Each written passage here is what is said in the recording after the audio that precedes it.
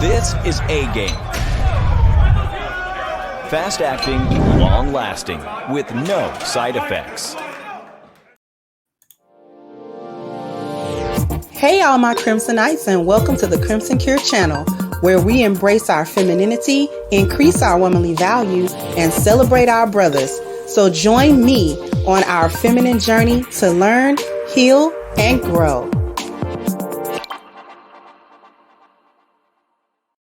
Hey there, my Crimsonites, and welcome to the Crimson Cure channel. I'm your host, femininity coach, and author of the Crimson Cure, and this is my perspective. So this is how Black women try to prove loyalty to Zaddy.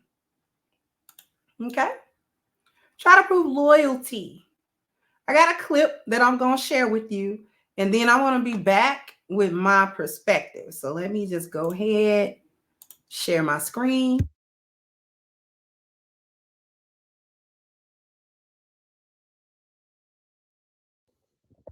Placed and then returned to the biological mother.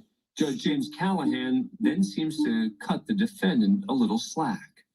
That's what you have needed in your life as a father. Someone to discipline you. Someone to beat the hell out of you when you made a mistake. As opposed to allowing you or encouraging you to do it to somebody else. We've all been 19 years of age at some point in time in our lives. It might be different for a young lady, but for a young man, without the guidance of a father, being 19 years of age, I can understand how some of these problems have existed in the past. After remaining silent while Cummings' family history was discussed, prosecutor Lisa Lindsay speaks up. That's no excuse, Judge. Oftentimes we have to give him a chance before somebody seriously ends up proof. There are plenty of young Black males who did not have a father, who live in the city of Detroit, who do not behave the way this man behaves. And the fact that he did not have a father, the fact that he is a young Black male, does not give him the right to engage in criminal action. Did I at any time in what I was saying, when I was so rudely interrupted, use the term black? It doesn't matter. We see. Did I never use that term? You don't have to use that term, Judge. We can see. We all have eyes. It doesn't make any difference whether black, white, yellow, or red. It does not give him an excuse to go out and commit crime. This shit is so awkward. Nor is it a reason to show him leniency.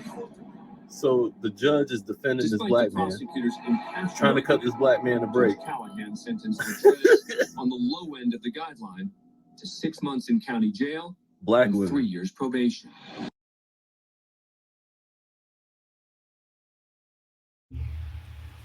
Now, we all saw and heard that. So the judge is attempting to understand and express his understanding of the necessity of a father, and that the young man standing before him, Black or not, is in trouble because he didn't have the discipline, the leadership, or the structure of a man, a father in his life. He lacked that. So because he lacked that, he was bound to get into some type of trouble. So the judge, recognizing that this is a young man, is only 19, a boy in other situations, and saying, you know what? I'm not trying to ruin his life. Okay? Let's give him, as they said in the clip, the low end of the punishment. And let's hope that he can learn some lessons. Maybe there's somebody somewhere or something somewhere that can help get him straight so that he doesn't have to go in and out of the system and be in court and be before another judge because something more serious has happened and those sorts of things.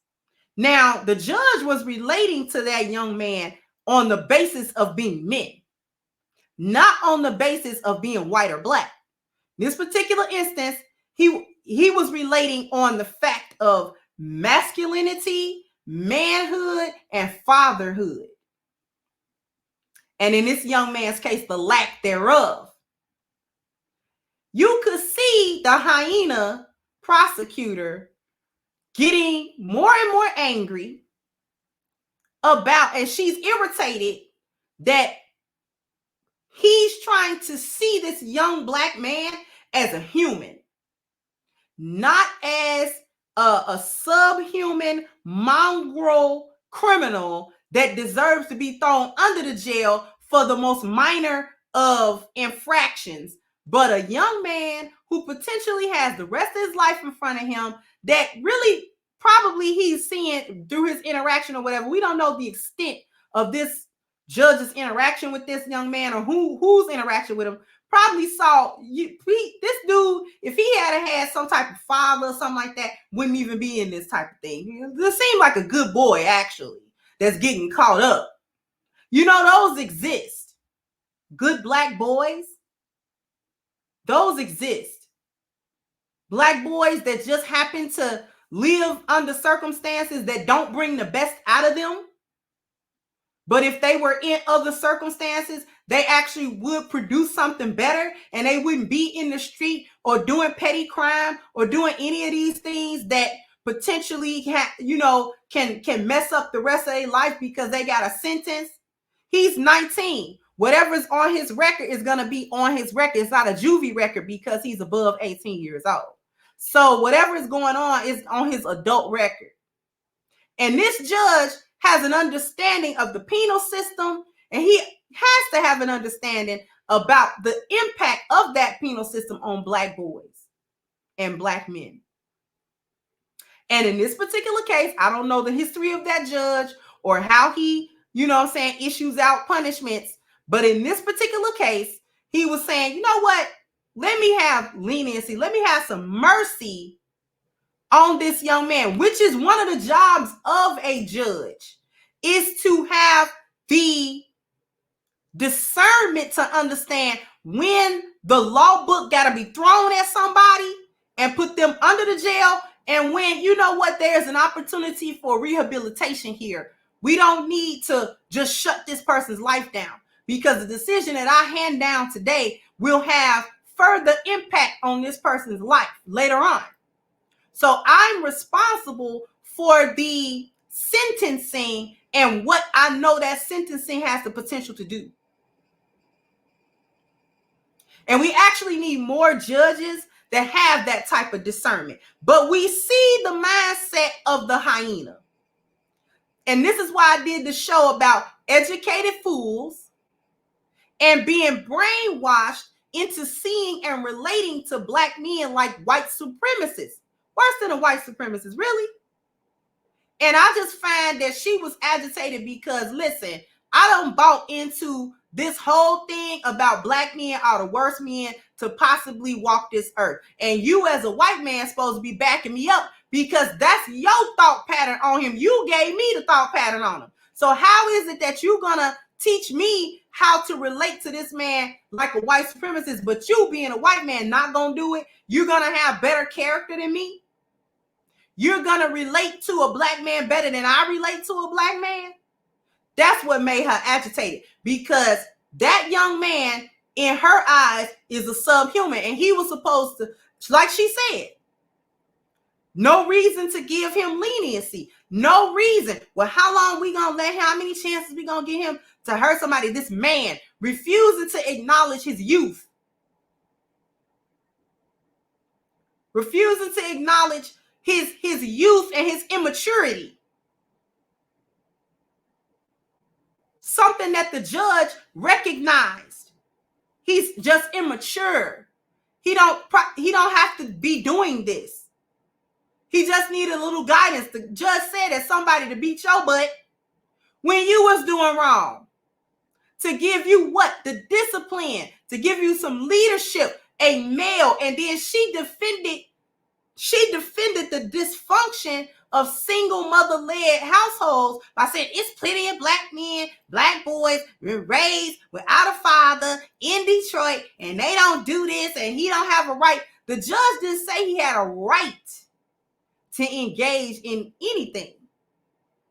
He just said he understands how young men that don't have discipline get into this type of trouble. That's all he was saying. And she was her programming was so shook that she even went and tried to challenge Zaddy and was like, no, I don't care if you didn't say he was black, because that was her issue. Had this been a young white boy that the judge wanted to have leniency on due to the same factors, she wouldn't have said a word. I guarantee you she wouldn't have said nothing. But because these hyenas are white supremacists in their mindset, and this is how they see black men, this is how they relate to black men, and it doesn't matter whether he's an adolescent, a teenager, or a full-grown adult, she gonna see black men the same way that white supremacists do, and that the same way that this power structure and the lost value system tell her to do it. Nobody go through more schooling than a lawyer. Doctors is the only ones comparable to how much schooling you need to get into them professions. You want to be a lawyer?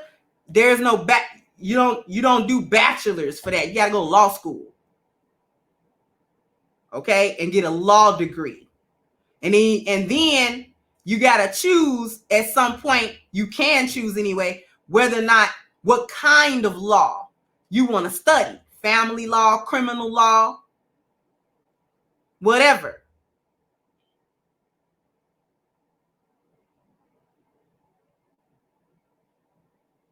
Just like a doctor, you can go into general medicine, or you can specialize. You want to be a pediatrician, you want to be a dentist, you want to be a neurosurgeon, whatever.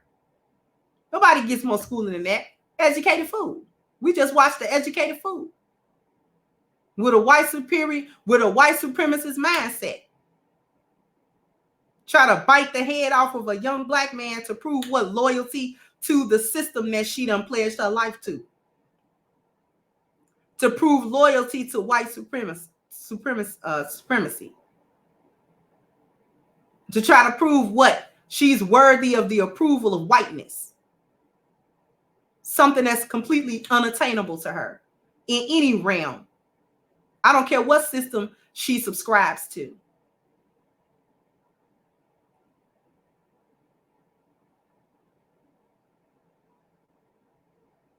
Stood up in that courtroom and argued for the dysfunction, which we have made a cultural norm to have single parents, and that's supposed to be okay. And that man, all that man did was point out how it's not okay, because it ends up in stuff like this. And the majority of young black boys that grow up in situations like that are going to have some run-in with the law, whether it be big or small, even if it's not consistent. Why? Because there's a lack of structure. Single mothers do not have structure. They go to work and they come home frustrated that they got to deal with kids. That's not structure.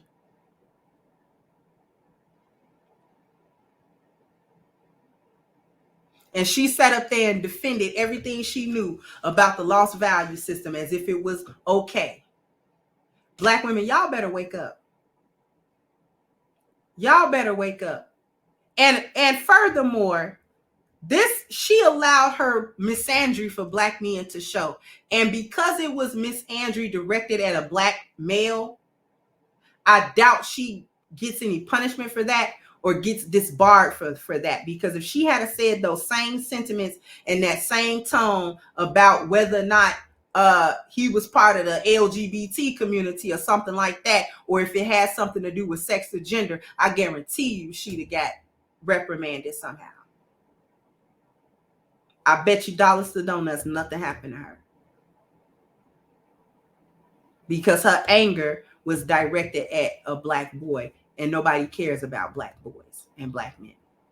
So sound off in the comment section. Let me know what you think. Like, share, subscribe to the channel if you have not. Once again, I am your host of Crimson Cure, and this was my perspective. Bye-bye, Crimsonites. Hey guys, please like, share, and subscribe to the channel and hit the notification bell. And if you've got more to say on the topic, leave a comment down below. Also, don't forget to support our sponsor who so graciously supports this channel by clicking the description box and the link for A-Game at agameherbal.com. You can go ahead and get a 10% discount off of your next purchase using the code Kendra10. This has been yet another Crimson Cure production, and I'll catch you guys on the next one.